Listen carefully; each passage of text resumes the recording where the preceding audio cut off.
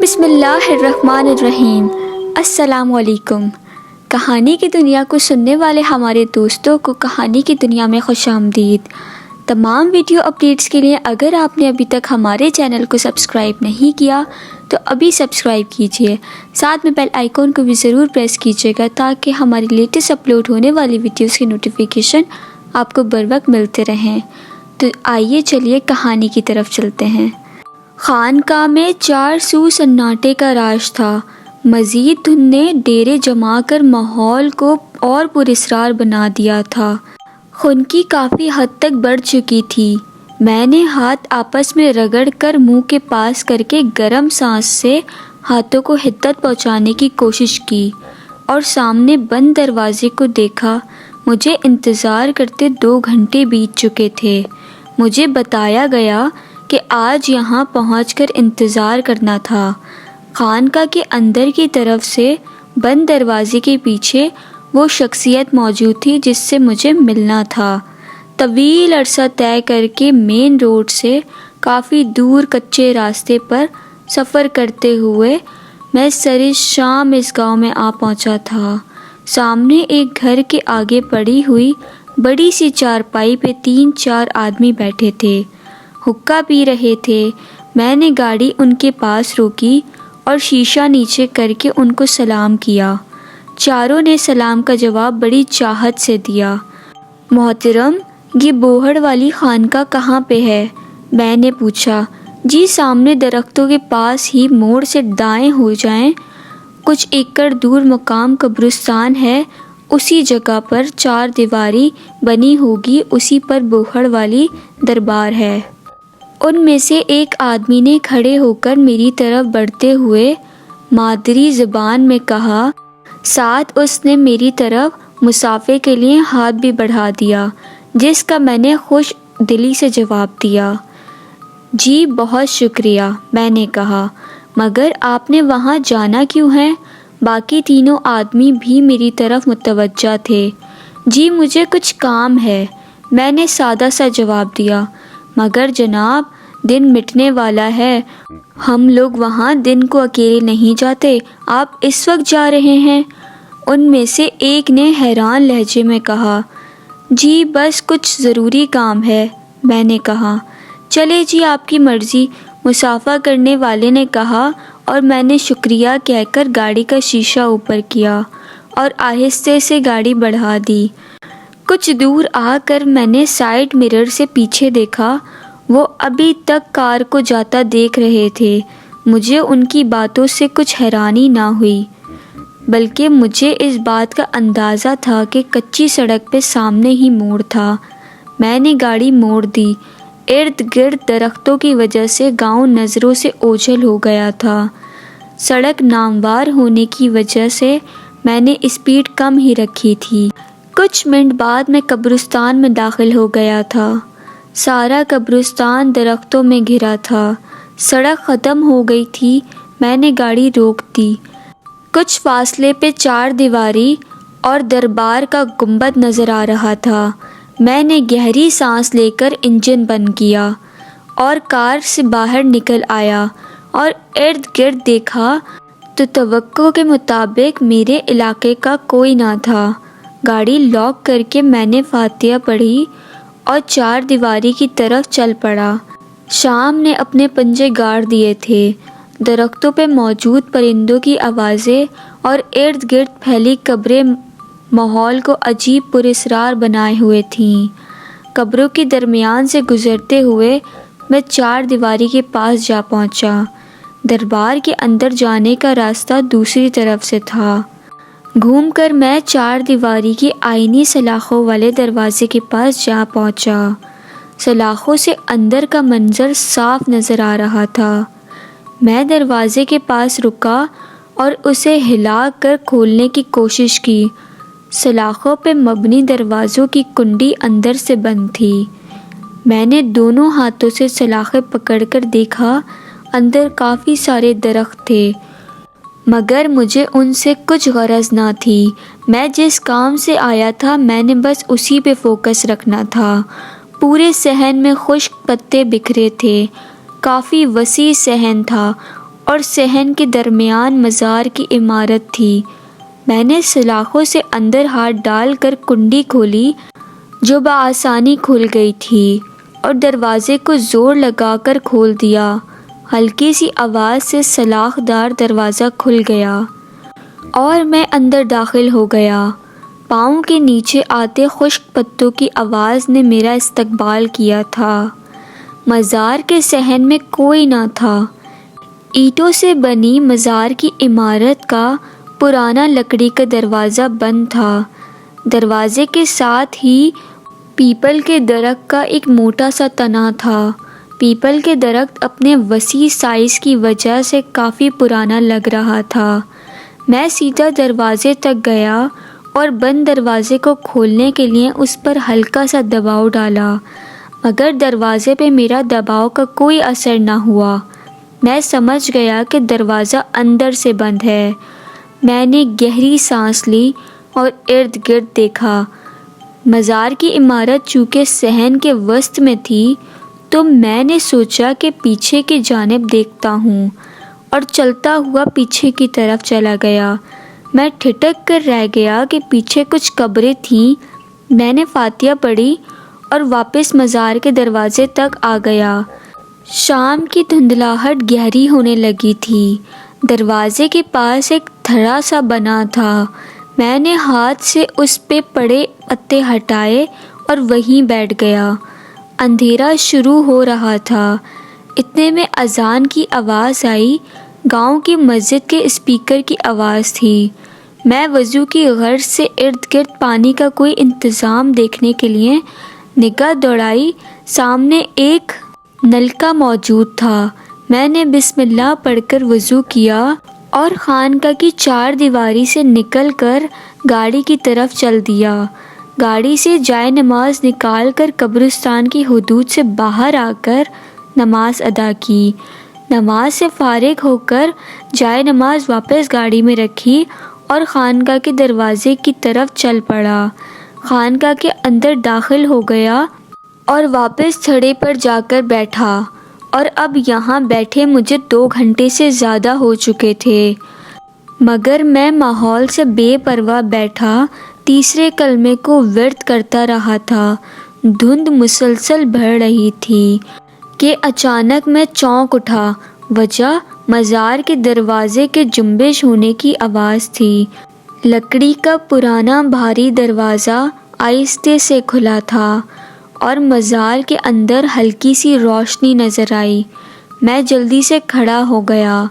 دروازے کا ایک پٹ ہلکا سا کھلا تھا۔ میرے دل کی دھڑکن تیز ہو رہی تھی۔ اندر آ جاؤ، ایک بھاری بارعب آواز مجھے سنائی دی۔ جلدی سے جوتا اتار کر میں بلا جھجک اندر داخل ہو گیا۔ اندر کا ماحول نیم روشن تھا۔ یہ ایک بڑا سا کمرہ تھا۔ میری ناک میں اگربتی کی خوشبو ٹکرائی۔ سامنے صاحب مزار کی قبر تھی۔ چاروں دیواروں میں ایک ایک رخنہ تھا۔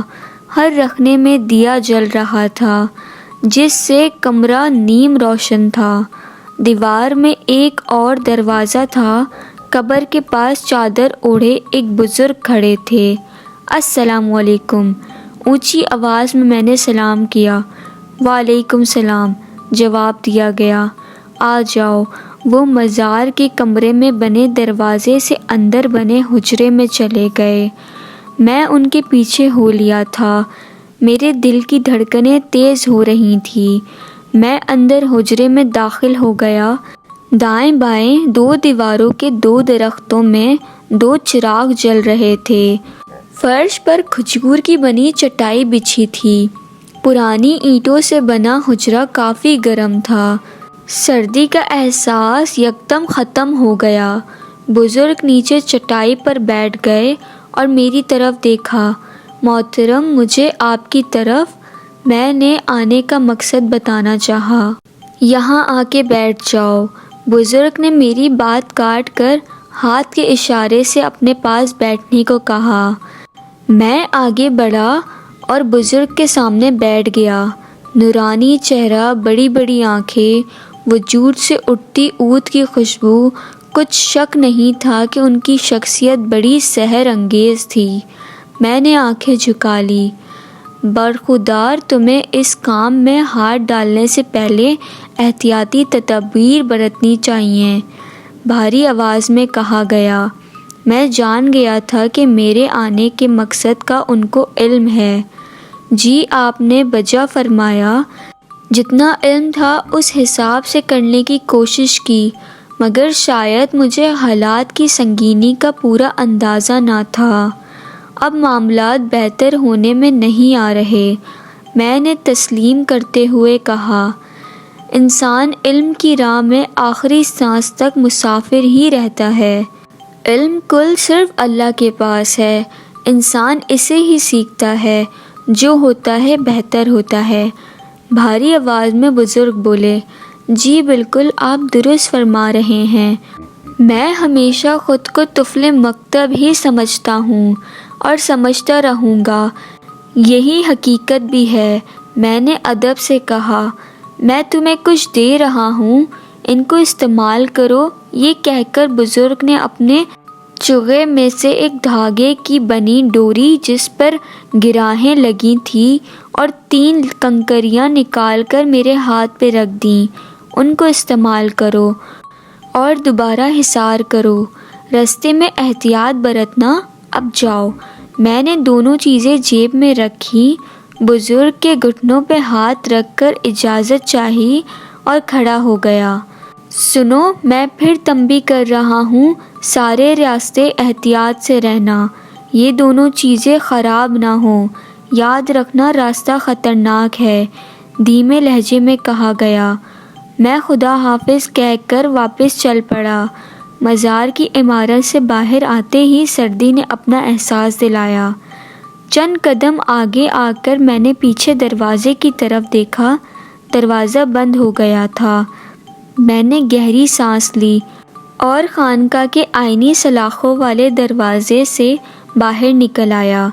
باہر نکل کر دروازہ کھینچ کر بند کیا اور سلاخوں سے ہاتھ گزار کر دروازے کی کنڈی بند کر دی۔ جیب سے موبائل نکال کر موبائل ٹارچ روشن کی اور آہستہ دیکھتا کار تک آ پہنچا۔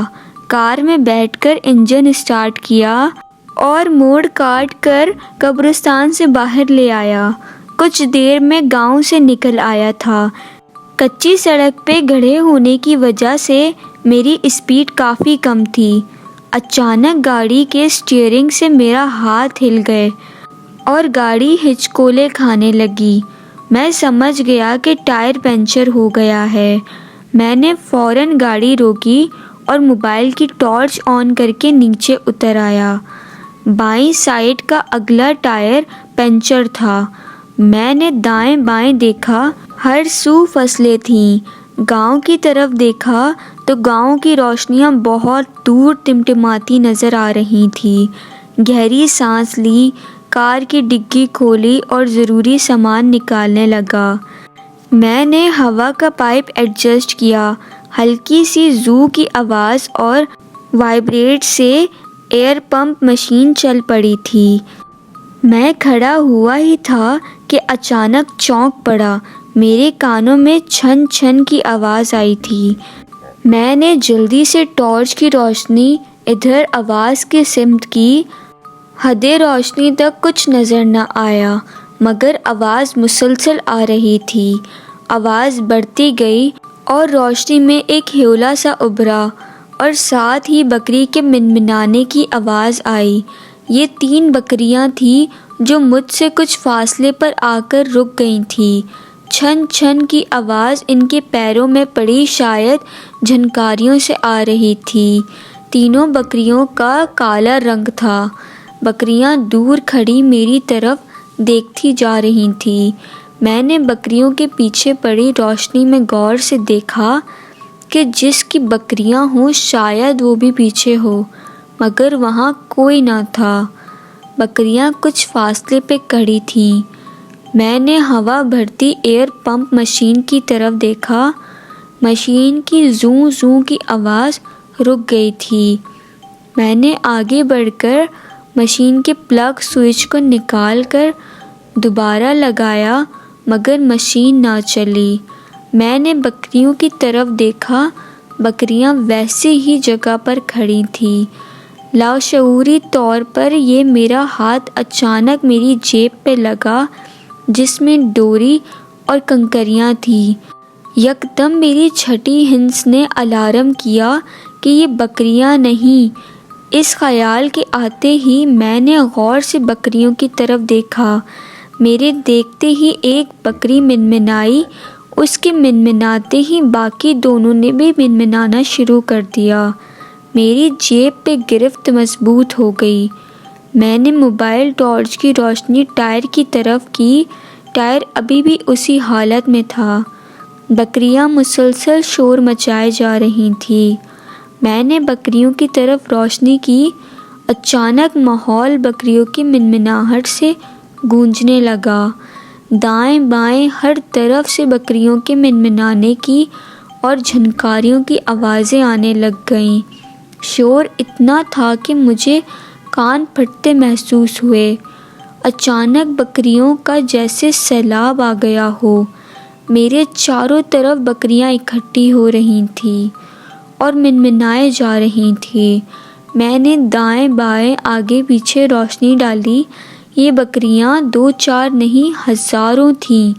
سبھی کا رنگ سیاہ تھا۔ میں سمجھ گیا کہ یہ ایک رکاوٹ ہے۔ میں نے جیب پہ گرفت مضبوط کر لی اور اونچی آواز میں تیسرے کلمے کا ورد شروع کر دیا۔ بکریوں کا شور کان پھاڑے جا رہا تھا۔ اچانک بکریوں نے آگے بڑھنا شروع کر دیا۔ وہ منمناتی ہوئی میرے قریب ہوتے جا رہی تھیں اور دور تقریباً 2 قدم کے فاصلے پر آ کر بکریاں رک گئیں۔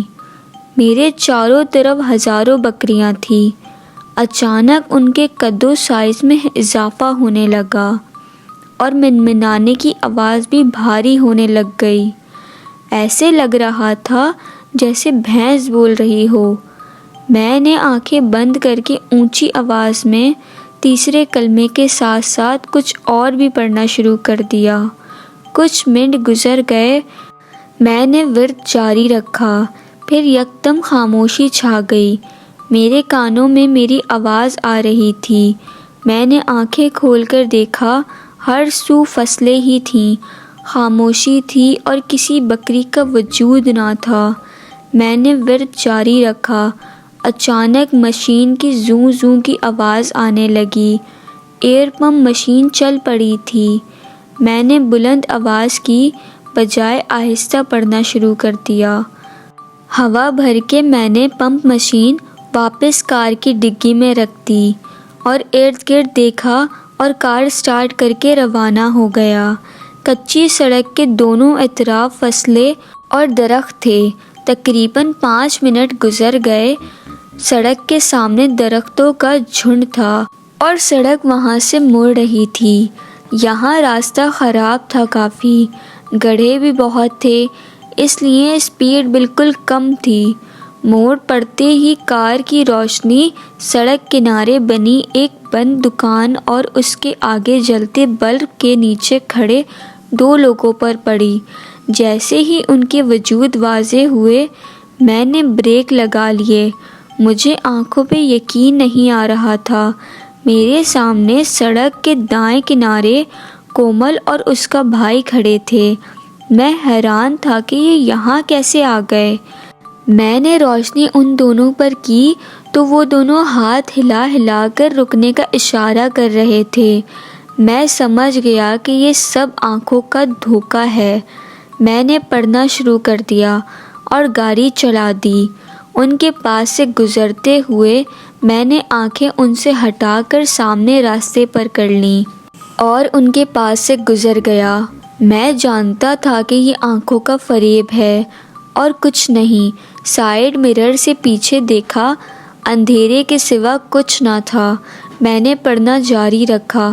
تقریباً آدھے گھنٹے کے اس کچے راستے کے سفر پہ کافی بار میری آنکھوں کو دھوکا ہوا۔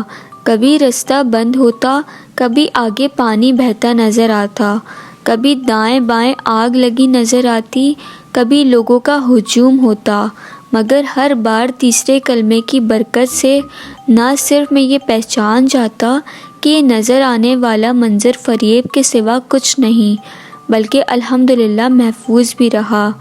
آدھے گھنٹے بعد نہر کا پل کراس کر کے میں مین روڈ پہ آ گیا۔ سامنے پیٹرول پمپ تھا، وہاں رک کر پیٹرول پمپ پہ بنی مسجد میں نے عشاء کی نماز ادا کی۔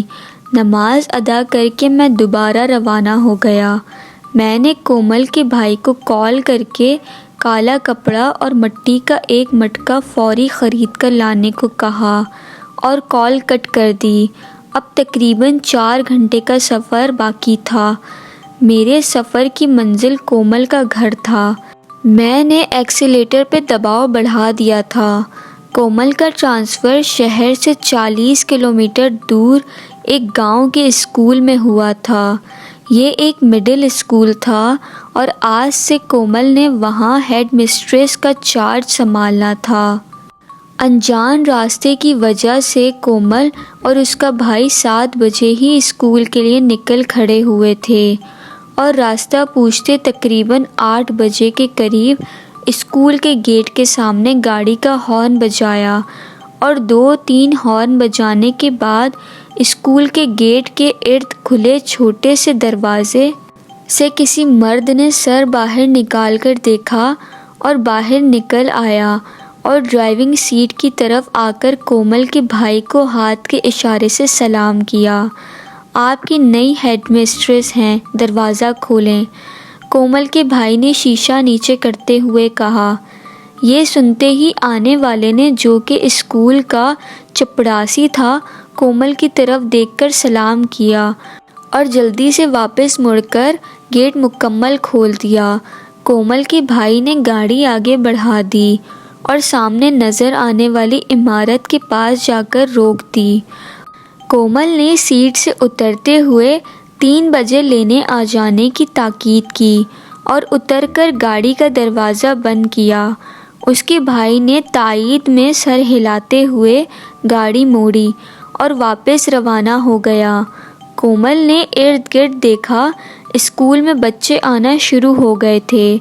چپڑاسی نے گاڑی باہر نکلتے ہی گیٹ بند کیا اور تیز قدموں سے چلتا ہوا کومل کے پاس آ گیا۔ جی میں اکبر ہوں، اس اسکول کا چپڑاسی اور مالی۔ آتے ہی اس نے اپنا تعارف کروایا۔ مجھے آفس دکھا دیں، کومل نے اس کی بات سن کر کہا۔ جی ادھر وہ سامنے ہی آپ کا آفس ہے۔ اکبر نے ہاتھ کے اشارے سے سامنے کے بند دروازے کی طرف اشارہ کیا اور جلدی سے آگے بڑھ کر دروازہ کھول دیا۔ کومل شکریہ کہتے ہوئے کمرے میں داخل ہو گئی۔ بڑی میز پہ اس نے اپنا ہینڈ بیگ رکھا اور کرسی پر بیٹھ گئی اور کمرے کا جائزہ لیا۔ کمرے میں اس میز کرسی کے علاوہ سامنے 6 اور 7 کرسیاں پڑی تھیں اور ایک کھڑکی تھی جو کھلی تھی۔ کومل اٹھ کھڑی ہوئی اور کھڑکی کے پاس جا کر کھڑی ہوئی، شیشے میں باہر دیکھا۔ باہر کے پلاٹ کے چاروں طرف پھولوں کی باڑ تھی اور گھنے درخت تھے۔ کومل کو یہ سرسبز ماحول بہت اچھا لگا۔ کومل نے کھڑکی کے شیشے پہ دباؤ ڈال کے کھڑکی کھول دی اور باہر جھانکنے لگی۔ اچانک کومل کے کانوں میں کوے کے بولنے کی آواز آئی۔ کومل نے نظر اٹھا کر آواز کی سمت سامنے شیشم کے درخت کی طرف دیکھا۔ سامنے ایک کوا ٹہنی پر بیٹھا تھا۔ کومل نے اچٹتی سی نظریں اس پر ڈال کر دوسری طرف دیکھنا شروع کر دیا۔ کچھ دیر وہاں کھڑا رہنے کے بعد کومل کمرے سے نکل کر باہر برآمدے میں آ گئی۔ سامنے گیٹ سے 2-3 لیڈیز اندر داخل ہو رہی تھیں۔ کومل سمجھ گئی کہ یہ ٹیچرز ہیں۔ ٹیچرز کی نظر بھی کومل پر پڑ گئی تھی۔ پاس آنے پر سلام کا تبادلہ خیر ہوا۔ کومل اور ٹیچرز اندر کمرے میں چلی گئیں۔ اسکول لگنے تک بقیہ ٹیچرز بھی آ گئی تھیں۔ چپڑاسی نے اسمبلی کے لیے گھنٹی بجا دی تھی۔ اسمبلی کے لیے اٹھتے وقت کومل کی نظر سامنے کھلی کھڑکی اور سامنے کے شیشم کے درخت پر پڑی۔ وہ کوا ابھی تک وہاں بیٹھا تھا۔ کومل کو لگا کہ وہ اس کی طرف ہی دیکھ رہا ہے۔ کومل کو اپنے خیال پہ ہنسی آ گئی۔ اس نے ہاتھ کے اشارے سے اور شی شی کی آواز نکالتے ہوئے کوے کو اڑانے کی کوشش کی، مگر وہ اپنی جگہ ہی بیٹھا رہا۔ بڑا ڈھیٹ کوا ہے، کومل بڑبڑائی اور کمرے سے نکل گئی۔ باقی سارا وقت مصروفیت بھرا تھا۔ چھٹی سے کچھ دیر پہلے کومل واپس اپنے آفس آئی اور کرسی پر بیٹھتے ہوئے کھلی کھڑکی کی طرف دیکھا تو وہ کوا ابھی تک وہیں بیٹھا تھا اور اس کا منہ کومل کی طرف ہی تھا۔ کومل حیران تھی کہ کوا ابھی تک کیوں ایک ہی جگہ بیٹھا ہے۔ اتنے میں کوا بولنے لگا، کوئیں کوئیں کیے جا رہا تھا اور مسلسل کومل کو دیکھے جا رہا تھا۔ کومل کو عجیب سا لگا۔ کومل اٹھی اور جا کر شیشہ کھڑکی بند کر کے آگے پردہ گرا دیا اور واپس آ کر کرسی پر بیٹھ گئی اور کچھ ضروری رجسٹر چیک کرنے لگی۔ چھٹی کا وقت ہو گیا تھا۔ چپڑاسی نے چھٹی کی بیل بجا دی۔ بچوں کا شور شرابہ شروع ہو گیا۔ ٹیچرز اپنی کلاسوں سے نکل کر کومل کے پاس آنے لگیں۔ آدھا گھنٹہ گزرنے کے بعد جو ٹیچرز مقامی تھیں وہ اجازت لے کر چلی گئیں۔ باقی 3 ٹیچرز جو شہر سے آتی تھیں ان کی وین بھی آ گئی تھی، وہ بھی اجازت لے کر چلی گئیں۔ آفس روم میں کومل تنہا تھی۔ اچانک کچھ سوچ کر کومل اٹھی اور آہستہ سے کھڑکی کا پردہ ہٹا کر شیشے سے باہر دیکھا۔ کوا موجود نہ تھا۔ کومل اپنی اس حرکت پہ آپ ہی مسکرا دی۔ اچانک کومل چونک اٹھی کہ کار کا مخصوص ہارن بجا تھا۔ کومل سمجھ گئی کہ بھائی آ گئے ہیں۔ کومل نے ہینڈ بیگ اٹھایا اور باہر برآمدے میں نکل آئی۔ سامنے کومل کا بھائی کار میں موجود تھا۔ کومل فرنٹ ڈور کھول کر بیٹھ گئی۔ سلام کے جواب کے بعد اس کے بھائی نے کہا، دیر تو نہیں ہو گئی؟ نہیں، زیادہ نہیں ہوئی، کومل نے مسکرا کر جواب دیا اور گاڑی گیٹ کی طرف بڑھا دی۔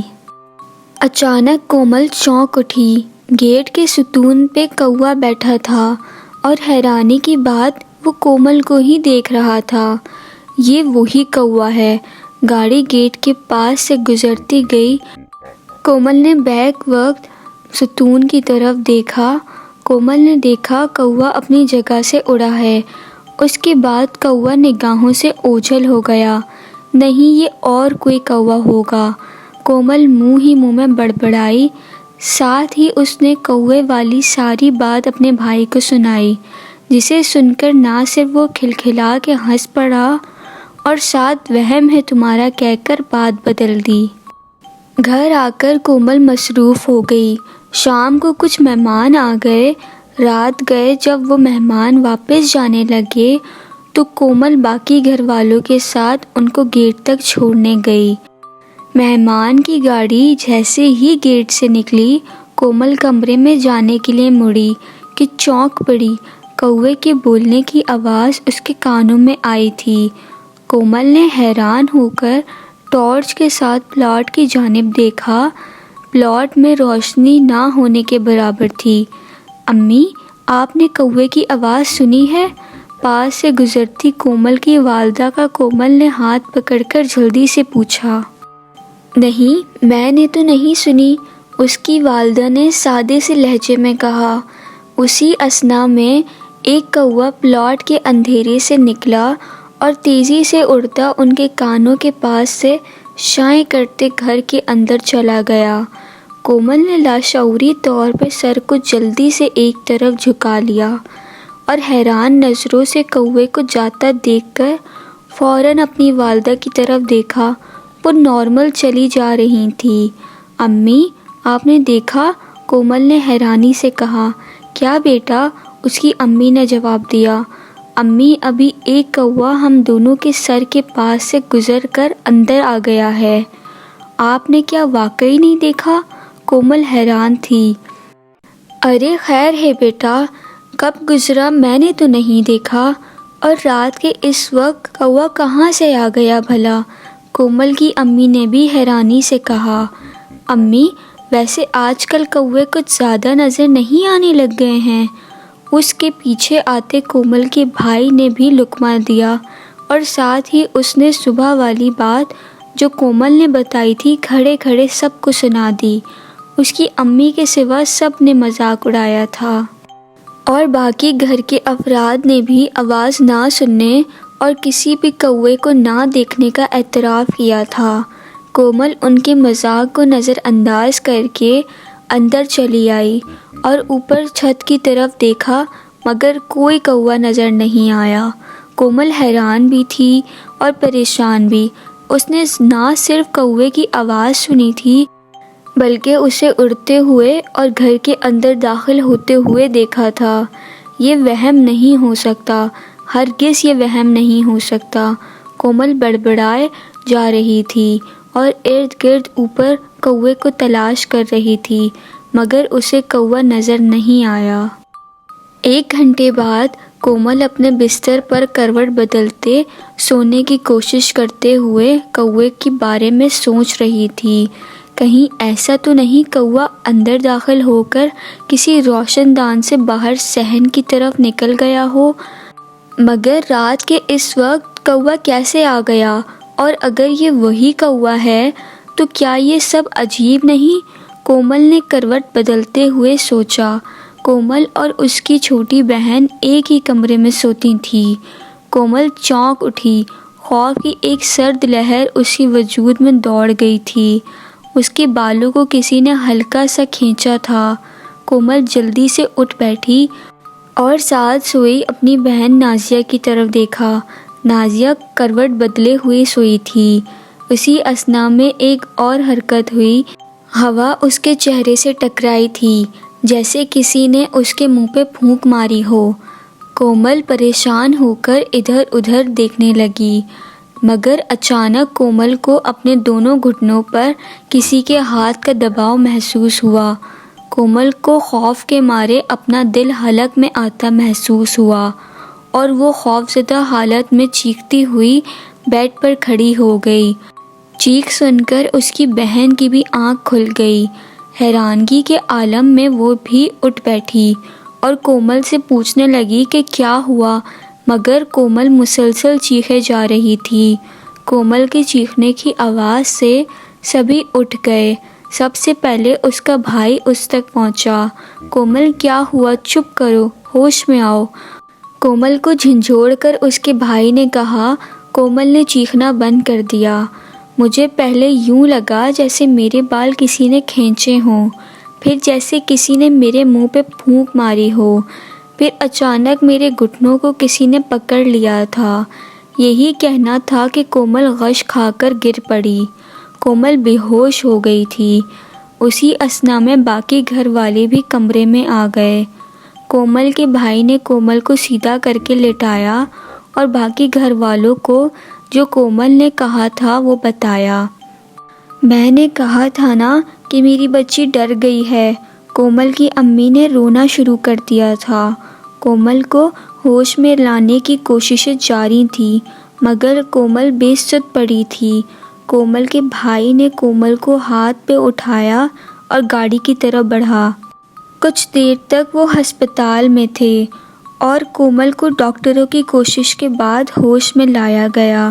ڈاکٹر نے کہا تھا کہ آکسیجن کی کمی کی وجہ سے ایسا ہوا ہے، آپ کومل کو گھر لے جا سکتے ہیں۔ کومل سہمی سہمی تھی، واپسی کے راستے گاڑی میں خاموش تھی۔ کومل، تم پریشان نہ ہو، یہ سب تمہارا وہم ہے۔ اگر ایسا کچھ بھی ہے تو میں کسی روحانی معالج کو لے آؤں گا۔ کومل کے بھائی نے پیچھے مڑتے پچھلی سیٹ پر بیٹھی امی کے کندھے پر سر ٹکائے کومل کی طرف دیکھتے ہوئے کہا۔ کومل میری بچی، تم پریشان نہ ہو۔ کومل کی امی نے بھی بیٹی کو دلاسا دیا۔ کومل بدستور خاموش تھی۔ اس رات کمرے میں کومل کی بہن کے ساتھ اس کی امی بھی ساتھ رہیں۔ اگلے دن کومل اسکول آ گئی۔ اس کی امی نے منع بھی کیا تھا، مگر کومل نے یہ بتایا کہ نیا تبادلہ ہوا ہے، چھٹی کرنا مشکل ہے کہہ کر منع کر دیا۔ اسکول آ کر کومل نے کھڑکی بند دیکھ کر اسے کھولنا مناسب نہ سمجھا اور خود کو مصروف رکھا۔ کوئی 11 بجے کا وقت تھا جب کومل الماری میں ایک رجسٹر رکھ رہی تھی کہ چونک پڑی کہ کھڑکی کے دونوں پٹ زوردار ہوا سے کھلے تھے اور کھڑکی پہ پڑا پردہ بھی ہٹ گیا تھا۔ کومل نے خوفزدہ نظروں سے کھڑکی کے باہر دیکھا، اس کا دل دھک سے رہ گیا۔ سامنے وہی کوا بیٹھا تھا۔ کومل میں اتنی سکت نہ رہی تھی کہ آگے بڑھ کر کھڑکی بند کر دے۔ کومل کھڑکی کے خود بخود کھل جانے پر حیران اور سامنے بیٹھا کوا دیکھ کر پریشان تھی۔ اچانک کوا اپنی جگہ سے اڑا، اس کا رخ کھڑکی کی طرف تھا۔ کومل کو یہ یاد رہا کہ کوا کھڑکی سے اڑتا ہوا اندر داخل ہوا تھا۔ اس کے بعد کومل کو کچھ نہ یاد رہا۔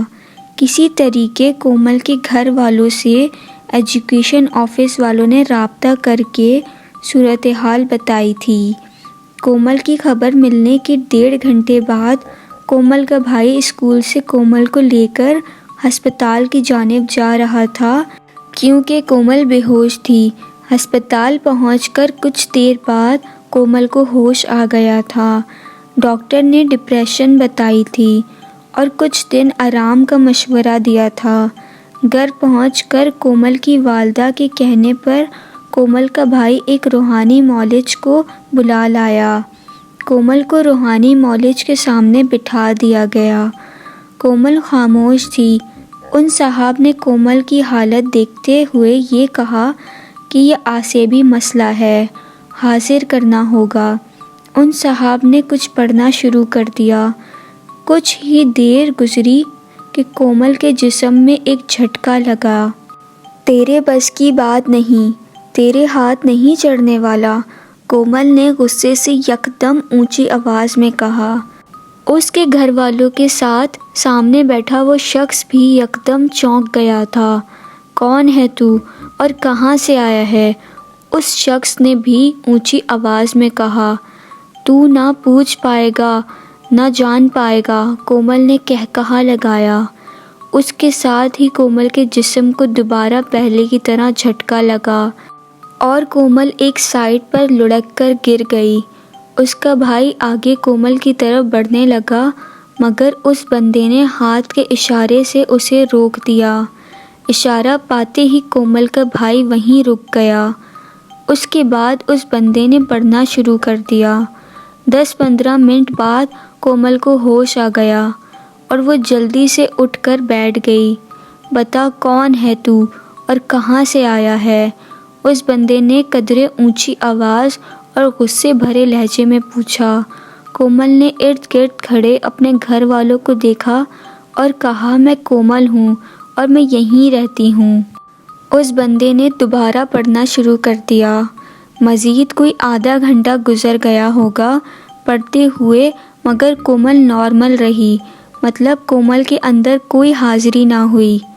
اس بندے نے کچھ تعویذ پہننے کو دیے اور کچھ تعویذ جلا کر دھواں دینے کو دیے اور چلا گیا۔ اس کے جانے کے کچھ دیر بعد کومل نے اونچا اونچا ہنسنا شروع کر دیا اور وہ گھر کے افراد کی طرف دیکھتی جا رہی تھی اور ہنستے جا رہی تھی۔ پڑھائی کرنے والے بندے کو دوبارہ واپس بلایا گیا۔ کومل مسلسل ہنسے جا رہی تھی۔ اس بندے نے آتے ہی جلدی جلدی اونچی آواز میں پڑھنا شروع کر دیا۔ وہ جیسے جیسے پڑھتا جاتا کومل ویسے ویسے ہنستی جاتی۔ گھر کے افراد ایک طرف پریشان اور خوفزدہ کھڑے تھے۔ اس بندے نے ایک گلاس پانی لانے کا اشارہ کیا۔ کومل کا بھائی جلدی سے پانی لے آیا۔ اس بندے نے پانی میں پھونک مار کر چلو بھر پانی کومل پہ گرا دیا۔ میں تجھے کہہ رہا ہوں یہ نوٹنکی اپنی بند کر، تیرے کوئی عمل نہیں اثر کرنے والے، کومل نے ہنسنا بند کر کے گرجدار آواز میں کہا۔ بتا کیوں آیا ہے اور اس بچی کو کیسے چھوڑے گا؟ پڑھنے والے نے بھی غصے سے کہا، نہ میں آنے کی وجہ بتاؤں گا اور نہ ہی چھوڑوں گا، تجھ سے جو ہوتا ہے کر لے، کومل نے غصے سے کہا۔ اس کے بعد اس بندے نے بہت کوشش کی، پڑھ پڑھ کر پھونکتا رہا، تعویذ جلا کر اس کا دھواں کومل کی آنکھوں میں پھونکا، مگر کومل کی کھلکھلاہٹ نہ رکی۔ کھلکھلاتے ہوئے کومل نے کہا، مجھے چھوڑ اور اپنی بیوی کی ٹانگ کا علاج کروا۔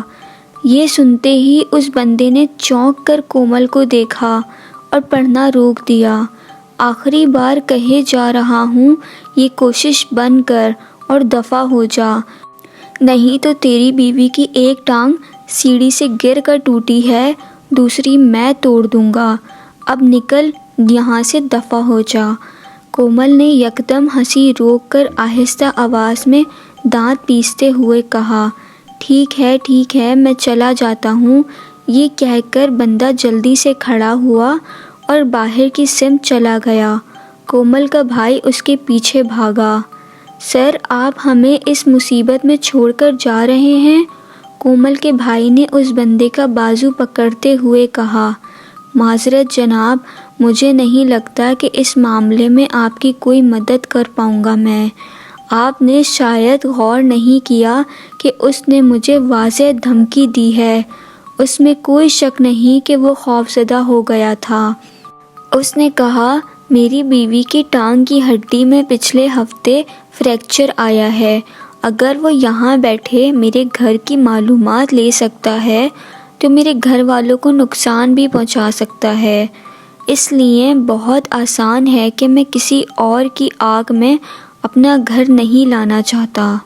میں معافی چاہتا ہوں، آپ کسی اور سے رابطہ کر لیں، خدا حافظ۔ یہ کہہ کر اس بندے نے اپنا بازو کومل کے بھائی کے ہاتھوں سے آہستہ سے چھڑواتے ہوئے کہا اور باہر کی طرف روانہ ہو گیا۔ کومل کا بھائی کھڑا اسے جاتے دیکھتا رہا۔ واپس ہال کمرے میں آ کر کومل کے بھائی نے کومل کی والدہ کو ایک طرف آنے کا اشارہ کیا۔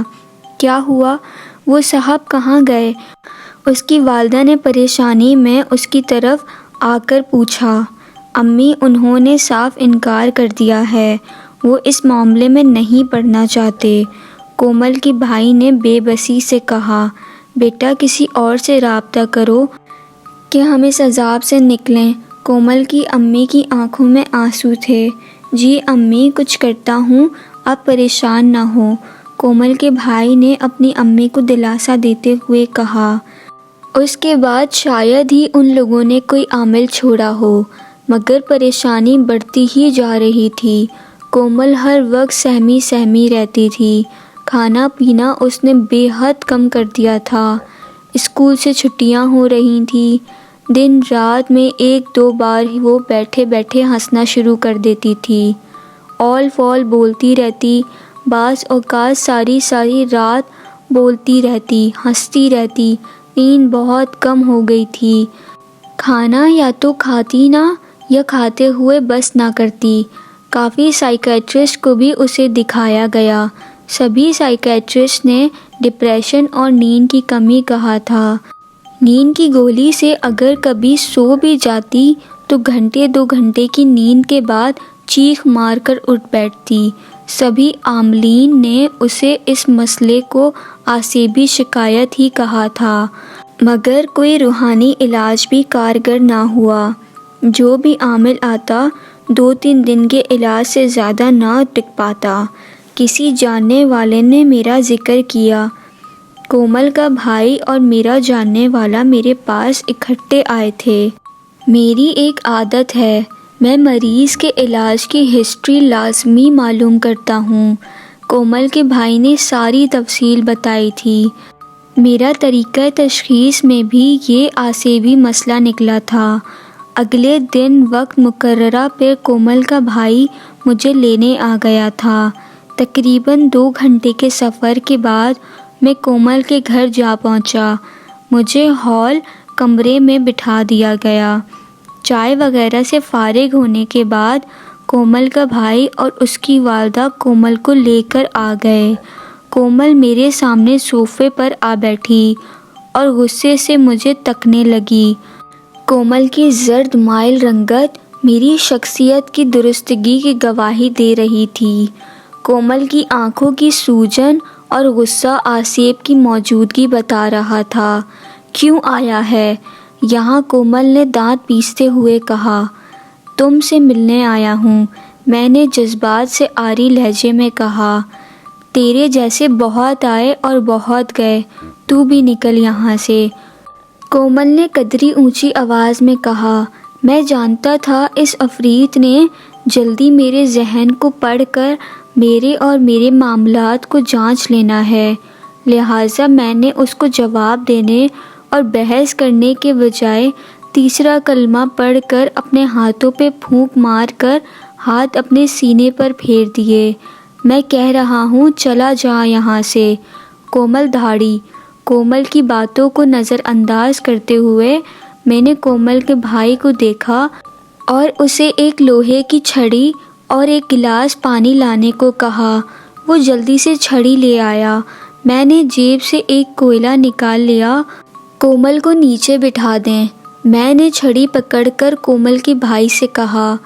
اس نے کیا بٹھانا ہے، میں خود نیچے بیٹھ جاتا ہوں، دیکھ لیتا ہوں کیا بگاڑ لیتا ہے تو میرا، کومل نے تمسخر بھرے لہجے میں کہا اور صوفے سے اٹھ کر نیچے فرش پر ٹانگیں پھیلا کر بیٹھ گئی۔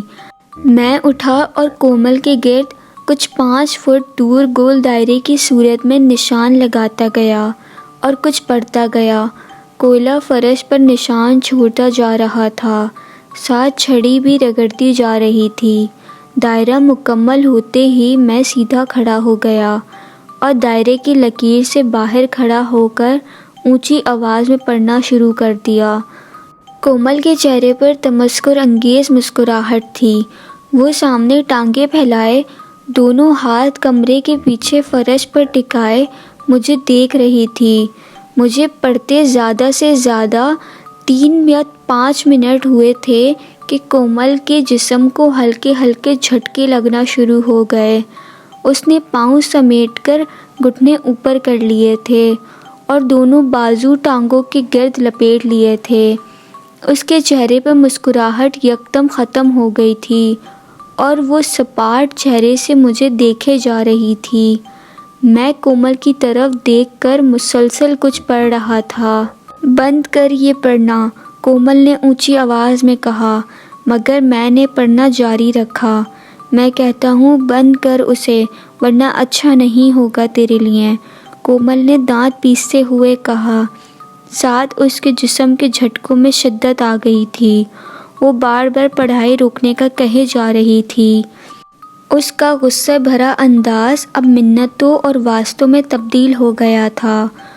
وہ عنقریب کومل کے دماغ کو چھوڑ کر بھاگنا چاہ رہا تھا، مگر لوہے کی چھڑی اور کوئلے کے حصار کے نشان سے وہ اسے بھاگنے نہ دے رہا تھا۔ میں اس کی منتوں اور واسطوں کو یکسر نظر انداز کرتے ہوئے مسلسل پڑھتے جا رہا تھا۔ تقریباً 20 منٹ کے بعد میں خاموش ہو گیا۔ میرے خاموش ہوتے ہی کومل کا جسم جھٹکے کھا کر رک گیا۔ اب جانے دو مجھے، اب نہ پڑھنا، کومل نے نڈھال لہجے میں کہا۔ اب ستاؤ گے اس بچی کو؟ میں نے کومل سے کہا۔ جانے دینا، نہیں ستاؤں گا، کومل نے قدرے بھاری آواز میں کہا۔ میں نے ہاتھ میں پکڑا پانی کا گلاس کوئلے کے نشان والی لکیر پر انڈیل دیا۔ پانی گرنے کی دیر تھی کہ کومل کے جسم کو ایک زوردار جھٹکا لگا اور کومل دائیں طرف لڑک گئی۔ میں جان گیا تھا کہ اس عفریت نے کومل کو چھوڑ دیا تھا۔ کومل کو اٹھا کر صوفے پر لٹا دیں، میں نے کومل کے بھائی کی طرف دیکھتے ہوئے کہا۔ کومل کی بہن اور بھائی نے آگے بڑھ کر کومل کو اٹھا کر صوفے پہ لٹا دیا۔ میں نے آگے بڑھ کر کومل کے چہرے پر گلاس کے بقیہ پانی کا چھینٹا مارا۔ کومل اسی وقت ہوش میں آ گئی اور خالی خالی نظروں سے ارد گرد دیکھنے لگی، جیسے اس کے حواس بحال ہوئے ہوں۔ وہ جلدی سے اٹھ کر بیٹھ گئی۔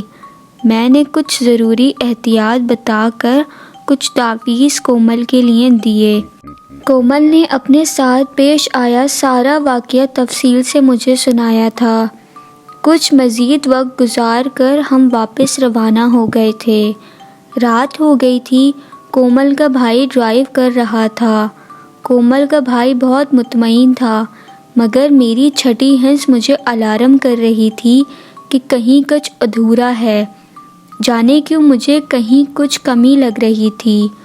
مجھے اطمینان نہیں ہو رہا تھا۔ آپ لوگوں کو بہت زیادہ خیال رکھنا ہوگا اور بتائی ہوئی احتیاطی تدابیر پہ مکمل اور احسن طریقے سے عمل کرنا ہوگا۔ میں نے کومل کے بھائی سے کہا کہ اچانک لگنے والی گاڑی کے بریک کے جھٹکے سے میرا پورا جسم ہل گیا۔ اگر میں فوراً دونوں ہاتھ سامنے ڈیش بورڈ پر نہ رکھ لیتا تو یقیناً میرا سر ڈیش بورڈ سے ٹکرا جانا تھا۔ گاڑی رک گئی تھی۔ میں نے سامنے روڈ پر دیکھا تو گاڑی کی ہیڈ لائٹس کی روشنی ایک گدھے پر پڑ رہی تھی۔ یہ گدھا کہاں سے آ گیا؟ روڈ تو بالکل صاف تھا، کومل کے بھائی نے بے ساختہ کہا۔ اور یہ حقیقت بھی تھی، کیونکہ کومل کے بھائی سے بات کرتے ہوئے میری بھی نگاہیں روڈ پر ہی تھیں۔ گدھا چلتے ہوئے روڈ سے اتر گیا تھا اور کومل کے بھائی نے گاڑی چلا دی۔ 2 دن خیریت سے گزر گئے۔ تیسرے دن میں کسی کام کے سلسلے میں شہر گیا اور مجھے کومل کی امی کی کال آئی۔ انہوں نے کہا کہ کومل اونچا اونچا بول رہی ہے اور گھر والوں کو برا بھلا کہہ رہی ہے اور تعویذ بھی نہیں پہن رہی۔ تعویذ کیسے اتر گئے؟ میں نے تو 13 دن تعویذ اتارنے سے منع کیا تھا۔ میں نے حیران ہوتے ہوئے کہا، جی بس غلطی ہو گئی۔ دراصل کومل نے شاور لینا تھا تو تعویذ اتار کر بیڈ پر رکھ دیے اور خود نہانے چلی گئی۔ اس کی چھوٹی بہن نے آ کر مجھے بتایا۔ میں فوراً اس کے کمرے میں گئی تو کومل اپنے واش روم میں تھی اور اس کے تعویذ بیڈ پر پڑے تھے۔ میں نے کومل کو جلدی واپس آنے کو کہا۔ کومل واش روم سے جب باہر نکلی تو میں اس کو تعویذ پہنانے کے لیے آگے بڑھی اور کہا کہ جلدی سے یہ تعویذ پہن لو، اب نہ اتارنا۔ کومل نے آگے سے جی امی کہا اور تعویذ پہننے کے لیے سر نیچے جھکایا، مگر جیسے ہی میں نے تعویذ اس کے سر کے پاس کیے، کومل نے میرے دونوں ہاتھ مضبوطی سے پکڑ لیے اور اس نے اس زور سے میرے ہاتھوں کو پیچھے جھٹکا کہ میں گرتے گرتے بچی۔ اس نے سر اوپر اٹھایا اور غصے سے میری طرف دیکھ کر مجھے غلیظ گالی دی۔ تب سے گالیاں دیے جا رہی ہے۔ ہم نے کافی بار کوشش کی کہ زبردستی کسی طریقے سے تعویذ اس کے گلے میں ڈال دیں، مگر وہ نہیں پہن رہی۔ کومل کی امی نے جلدی جلدی ساری تفصیل بتاتے ہوئے کہا، جی یہ تعویذ اتار دینے سے یہ سب ہو رہا ہے، مگر میں اس وقت آپ کی کوئی مدد نہیں کر سکوں گا۔ آپ کو آج انتظار کرنا ہوگا کیونکہ میں اس وقت گھر نہیں ہوں۔ آپ کل 12 بجے اپنے بیٹے کو بھیج دیے گا، وہ مجھے گھر سے لے جائے گا۔ میں نے معذرت کرتے ہوئے کہا، جی بہت بہتر۔ کومل کی امی نے کال کٹ کر دی تھی۔ اگلے دن وقت مقررہ 12 بجے کومل کا بھائی مجھے لینے میرے پاس پہنچ گیا تھا۔ کومل کے گھر پہنچ کر محسوس ہونے والے اثرات کی نحوست نے احساس دلا دیا تھا کہ معاملہ آج آسان ثابت نہ ہوگا، اور ہوا بھی ایسے ہی۔ کومل کے سامنے جا کر پتہ چلا کہ کومل تو ٹھیک نہیں ہے، مگر اس نے خوش اسلوبی سے مجھے سلام کیا اور تعویذ اتارنے پہ معذرت کی تھی۔ یہ دیکھیں میں نے اب خود ہی تعویذ پہن لیے ہیں۔ اس نے گلے میں پہنی تعویذ کی ڈوری کو انگلی سے کھینچ کر سامنے کرتے ہوئے کہا۔ میں نے کومل کی امی کی طرف سوالیہ نظروں سے دیکھا۔ جی آپ کے پہنچنے سے کوئی 10 منٹ پہلے اس نے بولنا بند کر دیا اور مجھے تعویذ پہننے کو کہا، کومل کی امی نے بتایا۔ میں سب سمجھ چکا تھا۔ کومل کے تعویذ خراب کر دیے گئے تھے اور اس وقت کومل کی زبانی مجھ سے دماغی کھیل کھیلا جا رہا تھا۔ کومل کی آنکھوں کی سرخی اور سوجن مجھ پر حقیقت آشکار کر رہی تھی۔ اس وقت کومل کسی ایک افرید کے اثر میں نہ تھی اور یہ بات میرے لیے زحمت کا باعث بن سکتی تھی۔ میں نے کومل کو صوفے سے اتر کر نیچے بیٹھنے کو کہا اور کومل کے بھائی کو چھڑی اور ایک گلاس پانی لانے کو کہا۔ کومل کے بھائی سمیت کومل کے باقی گھر والے بھی شاید حیران تھے کہ کومل نے تعویذ پہن لیے اور اب ٹھیک ہے، پھر کیا ضرورت ہے، مگر کسی نے کوئی بات نہ کی۔ کومل کا بھائی ایک گلاس پانی اور چھڑی لے آیا۔ کومل ابھی تک صوفے پہ ہی بیٹھی تھی۔ کومل آپ یہاں نیچے بیٹھ جاؤ، میں نے کومل کو دوبارہ کہا۔ کومل خاموشی سے نیچے فرش پر دیکھنے لگی۔ کومل اٹھو اور نیچے فرش پر بیٹھ جاؤ، اس کی امی نے کہا، مگر کومل خاموش بیٹھی رہی۔ چلیں آپ لوگ صوفے سے اٹھ جائیں، میں نے کومل کے گھر والوں سے کہا، جو کہ فوراً اٹھ گئے۔ کومل ابھی بھی سر جھکائے خاموش بیٹھی تھی۔ میں نے چھڑی پاس پڑی ٹیبل پر رکھی اور پانی کا گلاس دائیں ہاتھ میں پکڑ کر اونچی آواز میں پڑھنا شروع کر دیا۔ میرے پڑھتے ہی کومل نے سر اوپر کر کے غصے سے میری طرف دیکھا۔ تم تھک جاؤ گے مگر ہم نہ چھوڑیں گے اسے، کومل نے دانت پیستے ہوئے غصیلے لہجے میں کہا۔ کومل کے جسم کو 2-3 جھٹکے لگے اور وہ ایک طرف ڈھلک گئی۔ میں نے پانی پہ پھونک مار کر اس پانی کا چھینٹا کومل کے چہرے پر مارا۔ کومل فوراً ہوش میں آ گئی۔ کچھ دیر بعد کومل کے تعویذ اتار کر اور تعویذ اسے پہنا دیے۔ کومل اب ٹھیک حالت میں نہیں تھی، مگر یہ سب میرے لیے پریشان کن تھا۔ صاف ظاہر تھا کہ جب تک کومل کے گلے میں تعویذ ہیں کومل ٹھیک ہے۔ کب تک احتیاط برتی جا سکتی تھی؟ انسان ہے، کبھی نہ کبھی تو غلطی یا بے احتیاطی ہو ہی سکتی ہے۔ اور سب سے اہم بات، میرے پڑھنے کے عمل سے پہلے ہی ان کا اثر چھوڑ جانا اور ایک سے زیادہ کا ہونے کا پتہ چلنا میرے لیے مزید پریشانی کا باعث تھا۔ عملیات کے اس معاملے میں ایسا بہت کم ہوتا ہے کہ کسی ایک افرید کی شرارت میں اور افرید بھی ساتھ دیں۔ اچانک آنے والی چھناکے کی آواز نے سب کو چونکا دیا تھا۔ سامنے والے کمرے سے چھناکے کی آواز آئی تھی۔ دیکھنے پہ یہ پتہ چلا کہ کمرے میں رکھی ڈریسنگ ٹیبل کا شیشہ ٹوٹا ہے۔ میرے علاوہ سب حیران و پریشان تھے۔ خود بخود کیسے شیشہ ٹوٹ گیا؟ کومل بھی خوفزدہ تھی۔ میں جانتا تھا کہ یہ سب شرارت ہے اور اگر اسے فوری کنٹرول نہ کیا گیا تو بات بہت زیادہ پریشانی کا باعث بنے گی۔ میں نے گھر کے ہر کمرے میں اونچی آواز سے باری باری اذان دے دی۔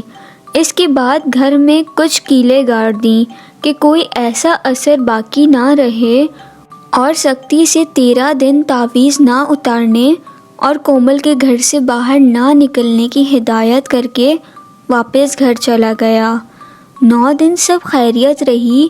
10ویں دن مجھے کومل کے بھائی کی کال آئی کہ کومل کی نانی امی، جو کہ ان کے گھر سے کچھ دور ہی رہتی تھی، فوت ہو گئی ہیں، اور پریشانی میں سب گھر والوں کے ساتھ کومل بھی وہاں چلی گئی تھی۔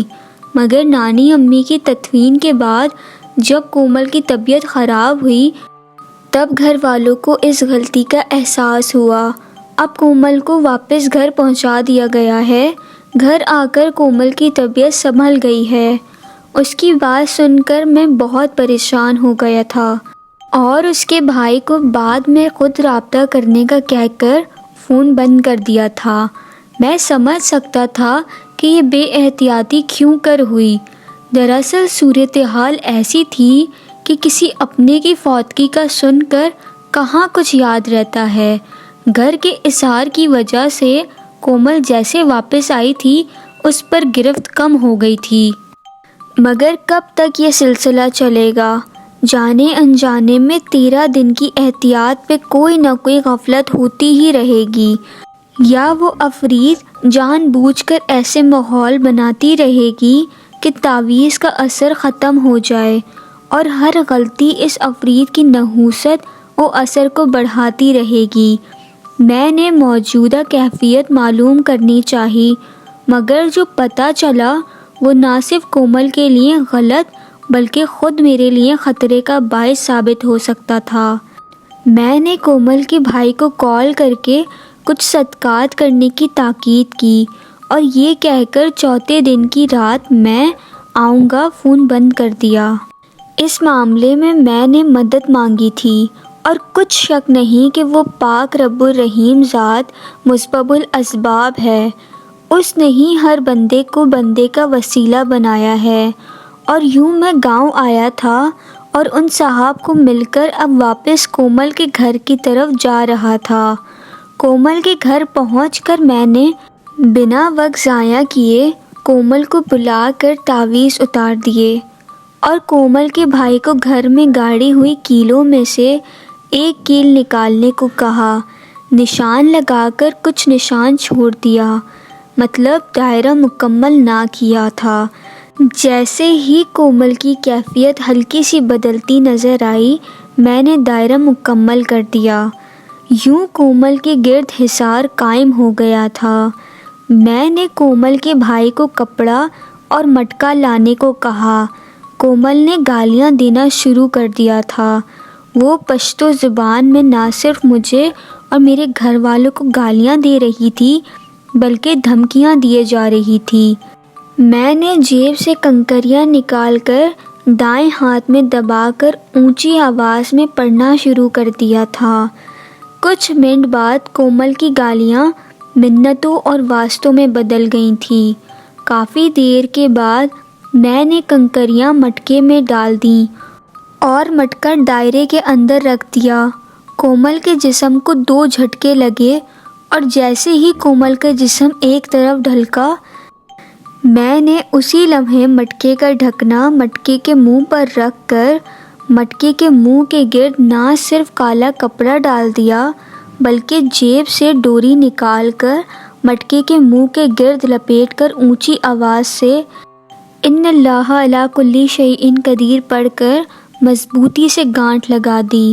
کنکریوں کی وجہ سے عفریت اندر جانے پر مجبور ہو گئی۔ ڈوری جب تک بندھی رہے گی اس کا نکلنا ممکن ہی نہیں۔ اس کے بعد میں نے اور کومل کے بھائی نے بڑی مشکل سے وہ مٹکا گاڑی میں رکھا اور شہر سے دور ایک نہر کنارے 6 فٹ کے قریب گڑھا کھود کر وہ مٹکا دفنا دیا۔ آج 10-12 دن ہو گئے ہیں۔ الحمدللہ کومل نے اسکول جانا شروع کر دیا ہے۔ آپ سب سے کومل کی حفاظت کے لیے دعا کی درخواست ہے۔ آپ سب کی خوشیوں اور آسانیوں کے لیے بہت ساری دعائیں، مجھے بھی دعا میں یاد رکھیے گا۔ تو آپ کو یہ کہانی کیسی لگی؟ کامنٹ سیکشن میں اپنی رائے کا اظہار ضرور کریں، اور آپ پر یا آپ کے کسی بھی عزیز پر کوئی بھی حقیقت پہ مبنی انٹرسٹنگ واقعہ پیش آیا ہو تو ڈسکرپشن میں دیے گئے ای میل پہ رابطہ کر کے اپنا واقعہ مجھ سے ضرور شیئر کریں تاکہ میں آپ لوگوں کے لیے ایسے ہی انٹرسٹنگ ویڈیوز لا سکوں۔ کیا پتہ اگلی کہانی آپ کی ہو۔ تو پھر ملاقات ہوتی ہے ایک نئی ویڈیو میں۔ تب تک اپنا اور اپنے گھر والوں کا بہت سارا خیال رکھیں۔ فی امان اللہ۔ اللہ حافظ۔